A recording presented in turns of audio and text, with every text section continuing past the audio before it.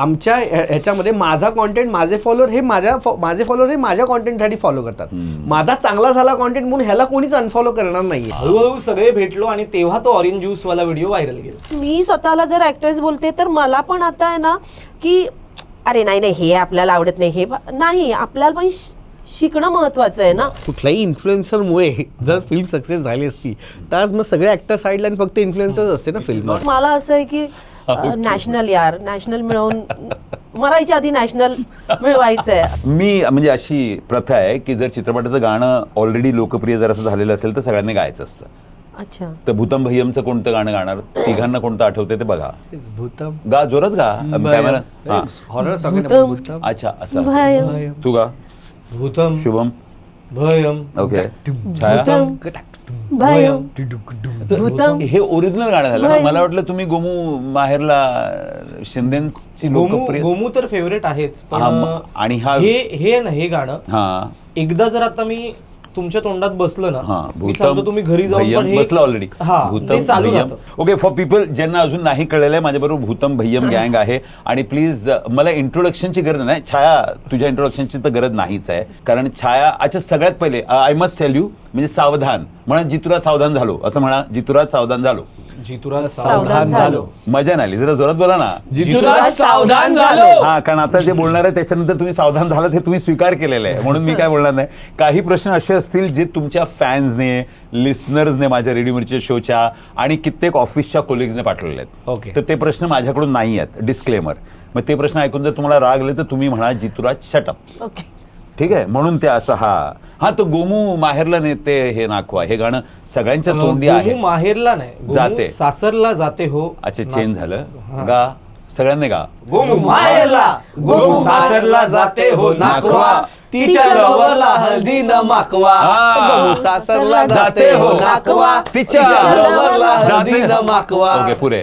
म्हणजे सर्वांना हे कळून चुकलेलं आहे की गाण्याचं वेगळं व्हर्जन आलेलं आहे. म्हणजे तेव्हा गोमू युगानुयुगे- माहेरला जात होती, हा. आता गोमू सासरला जाते. आता गोमू आपल्या डोक्यावर पण बसते आणि बसली पाहिजे, काही फरक नाही पडत. ऑरेंज ज्यूस हे नाव कुठून आलं? ऑरेंज ज्यूस हे नाव आमच्या गँगमध्ये एक सौरभ करून एक क्रिएटर आहे, सौरभ घाडगे. त्याचा एक व्हिडिओ होता, how rich people wake up, how ordinary people wake up. How rich people wake up, जसं उठल्या उठल्या त्यांचा नोकर येतो ऑरेंज ज्यूस. ब्रेकफास्टला ऑफिसला निघतो, डोंट मिस दिस. बरोबर आहे का? सगळे जे बघतात कॅमेरामध्ये तो ऑरेंज कसा बोललाय ते बघा. हा, परत ऑरेंज ज्यूस असा सौरभने एक असं बोलून एक व्हिडिओ बनवलेला जो खूप व्हायरल गेलेला 2020 मध्ये. त्यानंतर मग आम्ही जेव्हा एकत्र सगळे फार एकत्र दिसायला लागलो व्हिडिओज मध्ये, तेव्हा त्यानंतर लोकांनी कमेंट करत, अरे तुमची गँग खूप बरी, तुमची गँग ऑरेंज ज्यूस गँग, ऑरेंज ज्यूस गँग. तर ते ऑरेंज ज्यूस गँग म्हणून हे म्हणजे असं ओरिजिनली पडलं. ऑरेंज नव्हतं, नाही, ऑरेंजच होतं. ऑरेंज. आणि अजून पण ती ऑरेंज ज्यूस गँगच आहे. कित्येक तुझ्या फॅन्सने मला विचारायला सांगितलेलं आहे की छायाने हा चित्रपट का घेतला, कारण छाया एक फार चांगली कलाकार आहे, तिला चेटकीण होण्याचं एवढं रस का जागलं. म्हणजे आम्ही ट्रेलर पाहिलं, हा इंटरव्ह्यू जेव्हा मी शूट करतोय तेव्हा अजून पिक्चर पाहिलेलं नाही आहे, म्हणून हे सगळे प्रश्न ट्रेलरवर आधारित आहेत. तर छाया बिलकुल चेटकीण नाही आहे. का घेतलं तिने हा रोल?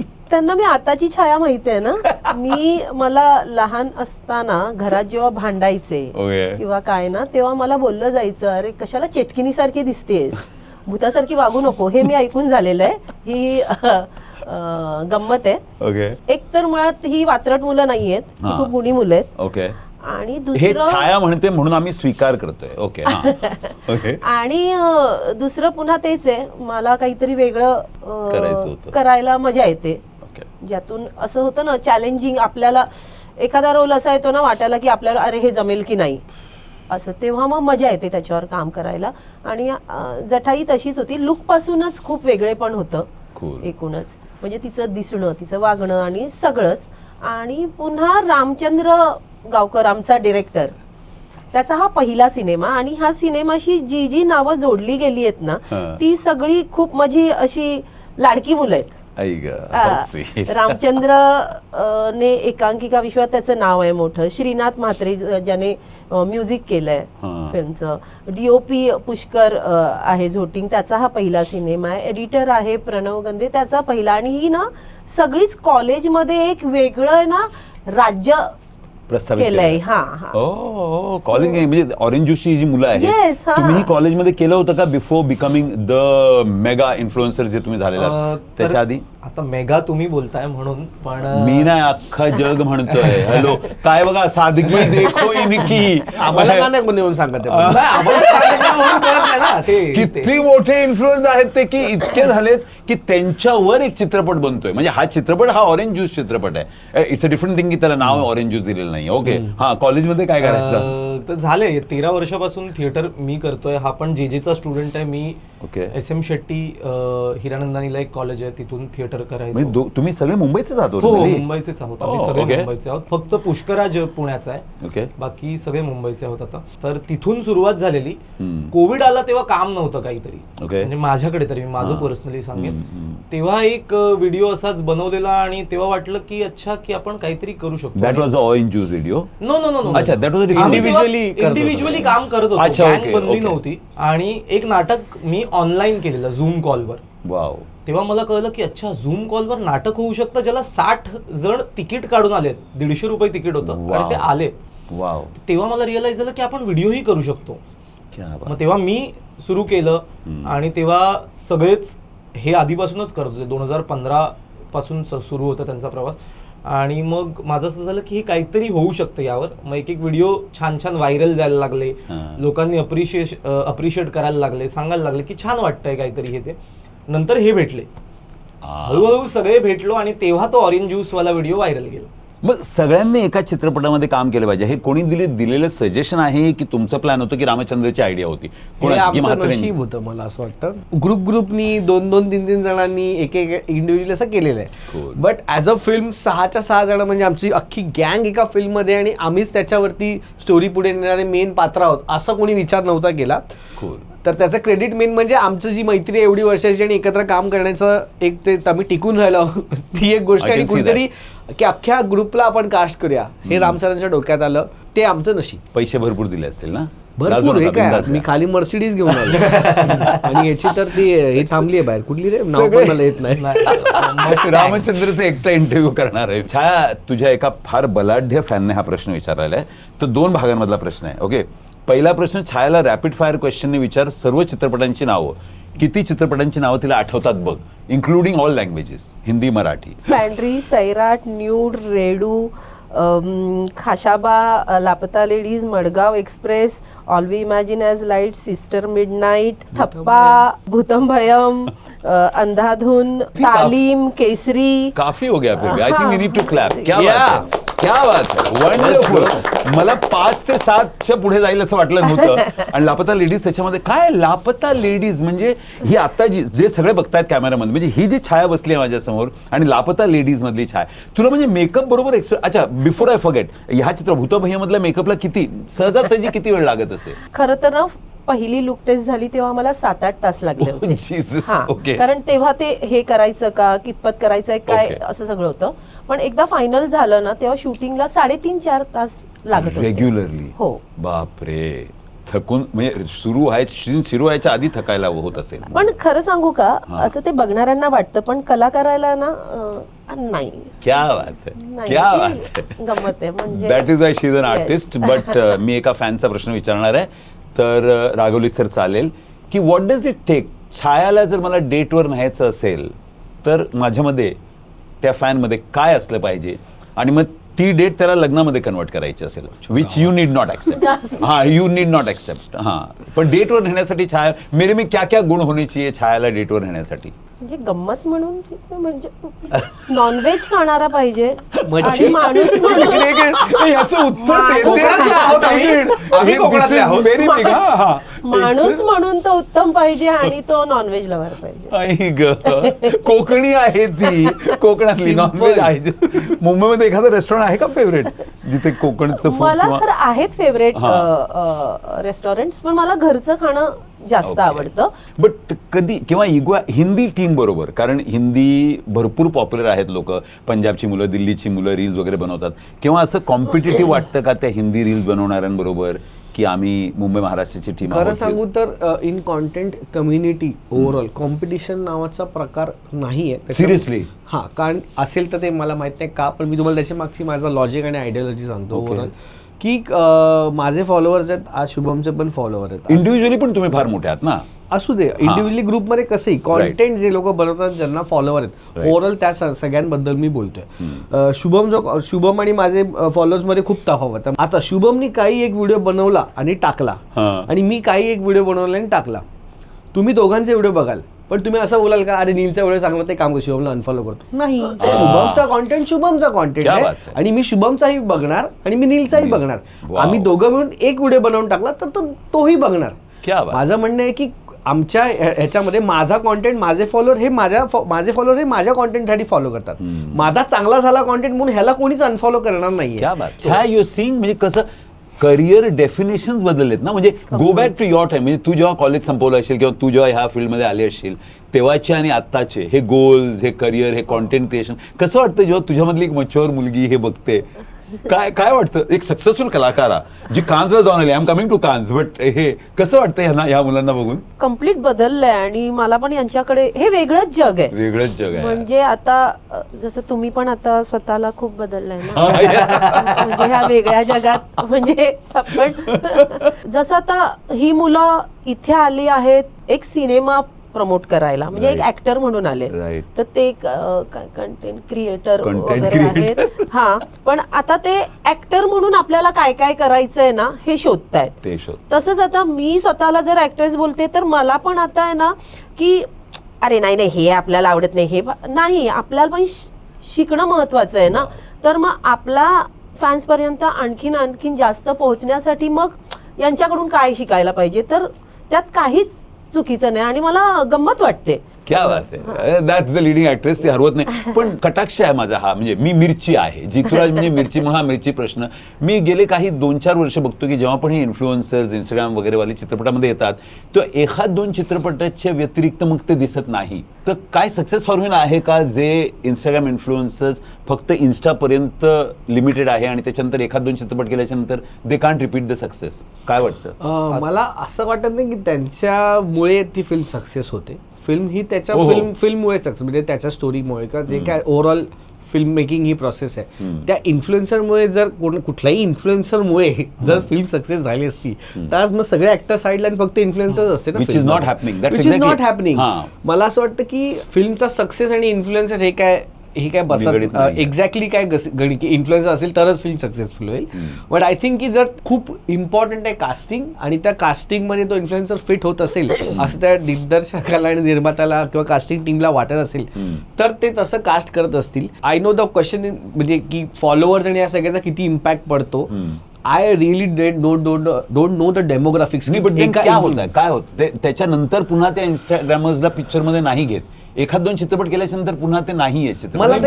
मला खूप इंस्टाग्रामचे इन्फ्लुएन्सर्स माहित नाहीये ज्यांनी फिल्म केलेली. एखाद 2 केलेत मला एखाद 2 असतील, पण म्हणजे आता मी 4 फिल्म केल्यात आणि 4 वेळेला मी इंस्टाग्राम म्हणजे content creator because of content creation आणि बिकॉज ऑफ कॉन्टेंटच मला फिल्म चित्रपटामुळे नाही मिळालं ना की नीलने हा चित्रपट केला होता तो चालला त्याच्यामुळे नीलला पुन्हा चित्रपटात घ्या. ते मी ऍक्च्युअली सांगू शकत नाही, ते कास्ट करणारे लोक सांगू शकतात. पण हा सांगू शकत नाही. तुम्ही कास्टिंग डायरेक्टर आणि डिरेक्टर आलाय नाही रामचंद्र गावकर. रामचंद्र काय हो मला रामचंद्र सरांना मी हा प्रश्न विचारलाय काय म्हणाले का आम्ही, तर त्यांनी म्हटलं की तुम्ही असाल तो त्याचा, मी माझ्या फिल्मसाठी जी गरज होती ते 7 मित्र कास्ट केले आणि तुमच्या 5-6 जणांचं जी केमिस्ट्री आहे, जी मैत्री आहे ती त्यांना अजून फिल्म आम्ही तरी नाही बघितली पण त्यांना स्क्रीनवरती दिसली आहे. त्यासाठी वेगळी मेहनत नाही करावी लागली. छाया, एक प्रश्न तुझ्या फॅन्सचा आहे, मी विसरलो नाही पाहिजे म्हणून. How was it? एक म्हणजे मला माहित नाही भूतकाळामध्ये मराठी ऍक्ट्रेसेस कान्सला गेल्यात की नाही गेल्यात, मला माहित नाही. How is that experience? म्हणजे लापता लेडीजचं ऑस्करकडे जाणं आणि कान्सची गोष्ट, सर्व जे मराठी मुली ऐकतात किंवा इव्हन अदरवाईज माझे इंटरव्ह्यूज मराठी भाषिकही बघतात, कसा आहे हा अनुभव? काय होतं तिथे जाणं? मला तुला विचारतं अंगावरती काटा उभा राहिलेला आहे. I would want to be there with you. म्हणजे तो खरं तर अनुभव ना शब्दात नाहीच सांगू शकत माझ्यासाठी अगदीच.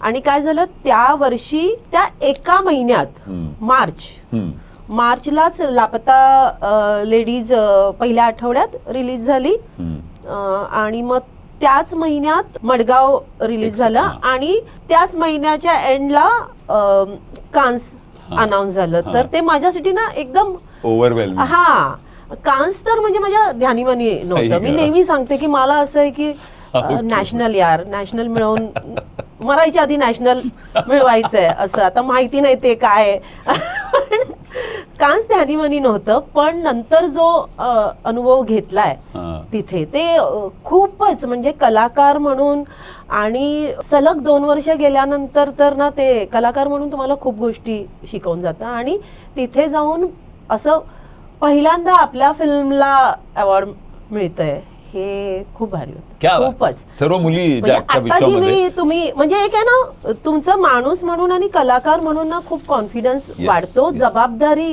वाढते. म्हणजे कान्सला फक्त असं गेलो नाही, तिथून आल्यावर आणखीन जबाबदारी जरा. आणि यू बिकम ऍस्पिरेशनल. आमच्या सारख्यांसाठी सर्व जे करोडो फॅन्स आहेत अख्ख्या जगात त्यांच्यासाठी ऍस्पिरेशनल होता तुम्ही. किती महत्वाचं आहे ते. I think we need to clap. Everybody needs to clap. Yes yes. जितके लोक हा इंटरव्ह्यू बघतायत I hope you have not forgotten की हा भूतम भय्यमचा इंटरव्ह्यू आहे आणि हे सर्व भूतम भय्यमचे कॅरेक्टर्स आहेत. माझा एक ट्रेडिशनल प्रश्न प्रत्येक कलाकाराला असतो जेव्हा ते चित्रपट प्रमोशनसाठी येतात की भूतम भय्यम तुझ्या फॅन्सने थिएटरला जाऊन सभागृहात जाऊन का पाहायला पाहिजे, तर तू काय म्हणशील? सगळ्यात पहिले म्हणजे जर माझे फॉलोअर्स आणि त्यांना जर हे सांगायचं तर आम्ही एवढ्या वर्ष रील्सवर तुम्ही आम्हाला बघितलं, आता थिएटरमध्ये जाऊन बघायलाच पाहिजे ना. एवढं सिम्पल आहे त्याच्या मागे. टाळ्या टाळ्या टाळ्या. उशिरा आलेल्या मुलासाठी टाळ्या.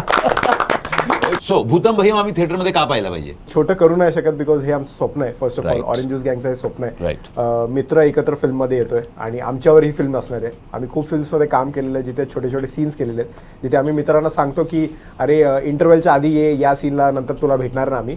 But this is the first time we can tell our friends and everyone की कधी या थिएटरमध्ये आम्हीच तुम्हाला दिसणार आहे स्क्रीनवर. So that's the best part. And because this is a cinematic experience, not just आमची ॲक्टिंग चांगली आहे बट ही स्टोरी जे डिरेक्शन आहे ते खूपच अप्रतिम आहे आणि आम्ही जे बघितलेलं आहे we are very excited to see this and everyone's reaction for the 70mm. क्या बात आहे. नील, कारण शुभम थिएटरला जाऊन का बघायला पाहिजे तुझ्या फॅन्सने?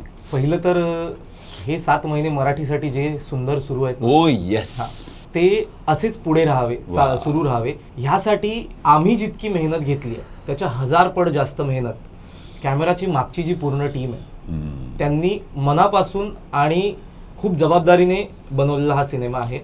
कारण जे सगळे बॅकस्टेज जे कलाकार आपण म्हणतो, जे कॅमेराच्या मागचे कलाकार आहेत, त्यांनी खूप विचार करून वेळ घेऊन आम्हाला या सिनेमात घेणं, जे तुम्ही मगाशी म्हणालात की फॉलोअर्ससाठी त्यांच्या डोक्यात जे सुरू आहे ना ती एक वेगळीच गोष्ट आहे.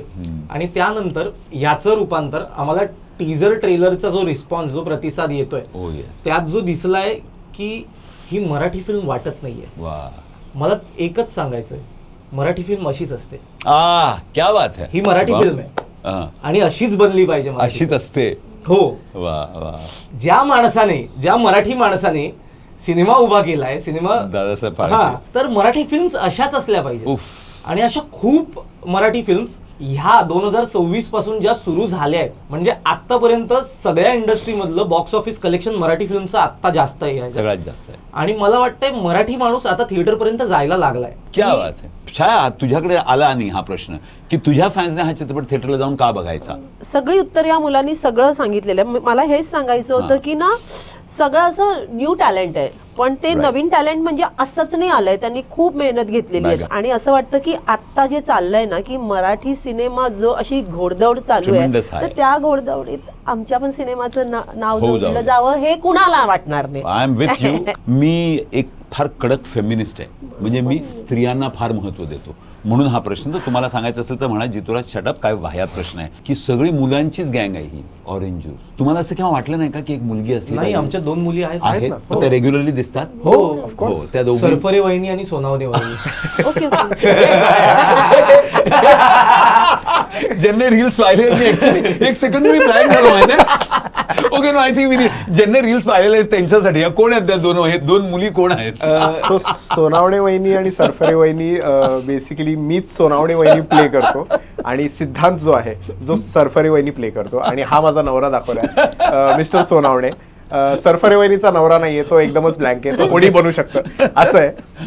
बट हेच होतं की जेव्हा मी सुरू केलेलं, जेव्हा रील्स बनवत होतो तेव्हा कशी अशी भास झाली नाही. आम्ही आमचंच करायचो आणि लोकांना आम्ही जेव्हा फिमेल कॅरेक्टर्स प्ले करायचो ना ते आवडायचे. Right. की अरे क्यूट वाटतं तुम्ही जे काय करतात. म्हणजे आम्ही कुठेही जातो आम्हाला वहिनी म्हणून हाक मारता आणि आम्ही वळून असे बसतो. तर आम्हाला ती सवय झाली आता.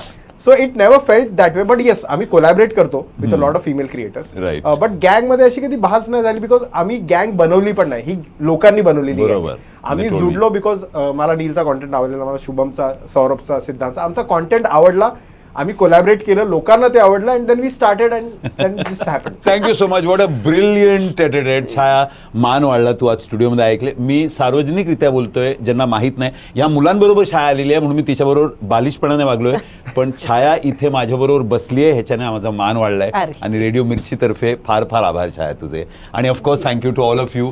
काय इन्स्पिरेशनल झालं तुम्हाला. भूतम भय्यम आणखी चालू, 100 करोड पार करू आणि पुन्हा तुम्ही माझ्या स्टुडिओमध्ये इंटरव्ह्यूसाठी या. येणार. जय हिंद, जय महाराष्ट्र. Thank you so much. जय महाराष्ट्र. जय महाराष्ट्र. जय महाराष्ट्र. जय महाराष्ट्र.